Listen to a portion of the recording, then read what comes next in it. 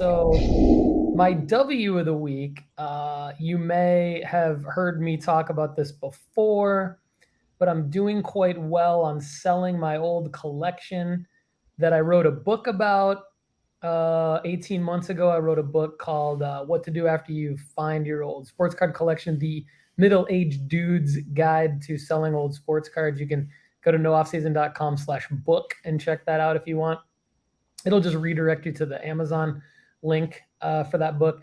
But I've got the PSA submission back 18 months later after I sent it in for grading. I did not do as well as I thought on the grades. That might have been an L of the week earlier in the month in the show for me. But just about 6 weeks after I got the grades back, I've already sold 75 out of the 178 cards. So I'm projected to make a total profit of more than $1,000 on these cards. So I'm feeling pretty good. I'm feeling pretty good about that. And another W of the week that I just wanted to hit on real quick is, Kendall, I know you're familiar about this because we talked about it a little bit, but PSA had a July special that ended on July 31st at the $18 per card level for the economy submission. You have to be a member, a PSA member. You also might not get your cards back for 3 to 4 months based on the timeline, and you have to submit 20 card minimum. So I was struggling to do this. I wasn't going to do it because I just didn't have 20 cards that I really felt strongly enough about submitting raw. But when I got back from the National, I got back late Saturday night, so that would have been July 30th. I said, okay, well, I can't get these to the post office until Monday, August 1st, which is past the deadline.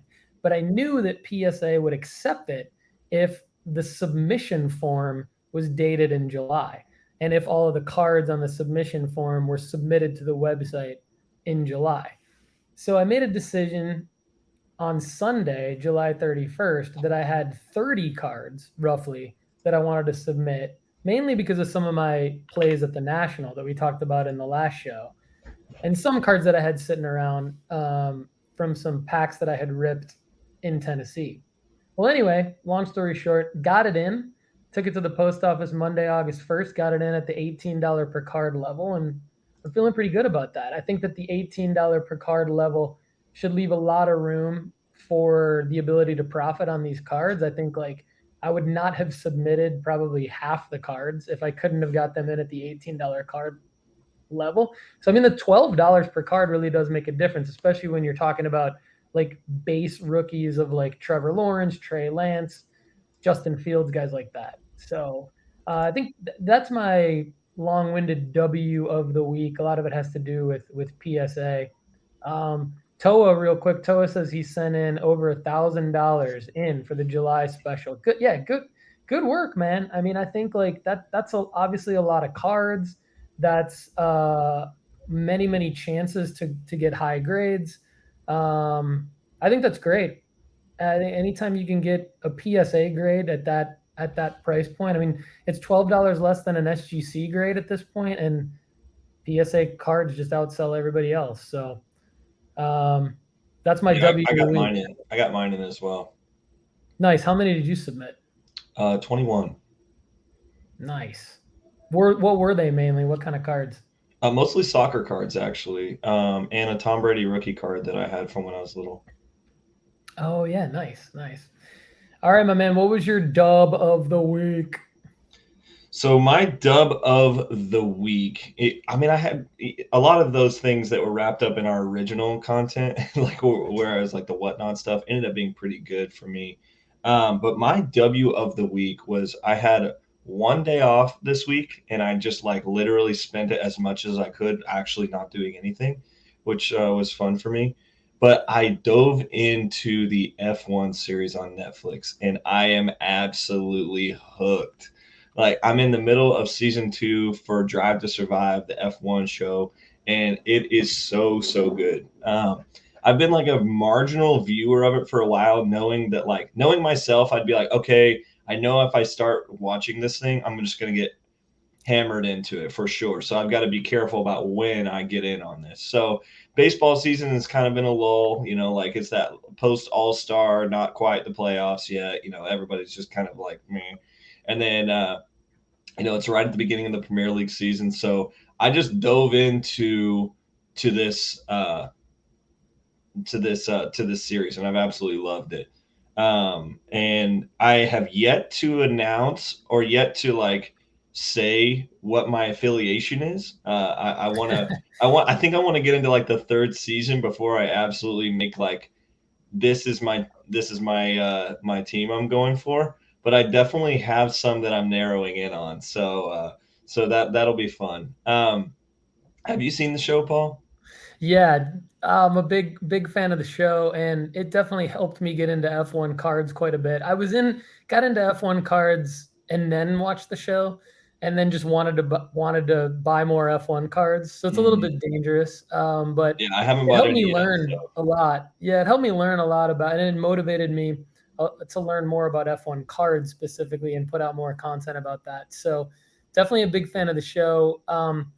It's interesting. Greg Longto and I, he hosts the F1 Card Strategy Show with me. We just did an episode last week, but in that episode, we just kind of hit on real quick, like what the impact could be of, kind of dual hype cycles for that, because like it's more unique than the other sports in that you could get the original hype cycle when the news breaks in real life, and then you could get like a secondary hype cycle when the show airs on yeah, Netflix. it's done so well too. I mean, like they capture a ton of different teams. Like I like how they've kind of given episodes to one or two teams at a time. Like the first couple episodes were all about Red Bull, and I was like, man, is this just a Red Bull show? And then they went into like the other teams and stuff, and I just didn't even know some of those teams were even a thing. Like I didn't even know that Haas was a thing in my life ever. And so that's the American team. So that's like, I don't know how I missed that as a sports person, but anyway, my other win of the week is the Premier League season has started, and United States men's national team slash Leeds United was on fire this week. Brendan Aronson was an animal, and he's a guy that I've been saying like for a while. Like Brendan Aronson is a guy on the U.S. men's national team that could carry the team similar to the way that Pulisic does. And everybody's like, yeah, he's a super sub, blah blah blah.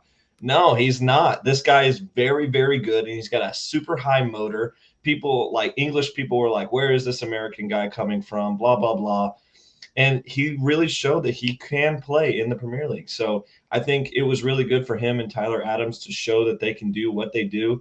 And then when Pulisic came on late for Chelsea against Everton, he had smoke that Mason Mount really didn't have. And I think it looks good for us as we are entering the World Cup. And maybe if we go back on the L of the week, Middlesbrough, Zach Steffen had an absolutely horrendous week with Middlesbrough, and he's trying to be the keeper one. He went to Middlesbrough to get minutes, and it just sucks. But with Gaga Salina signing a $15 million contract with Chelsea, like things are just it's fun right now, man. Like I think for a long time I've been saying like these guys are better than people think they are, and now they're getting to the Prem and playing very, very, very well. So I don't know, it's fun. That's very cool. Great win of the week there. And Southern Soccer Idiot, if you're out there, please let us know what you think about Kendall's analysis there. Is he right? Or you can just rain on him. Whatever you want to do. But that's really cool. Drive to Survive, F1, and the Premier League. We're getting into a big time cycle here as the NFL season gets underway. And but this is actually a good segue in.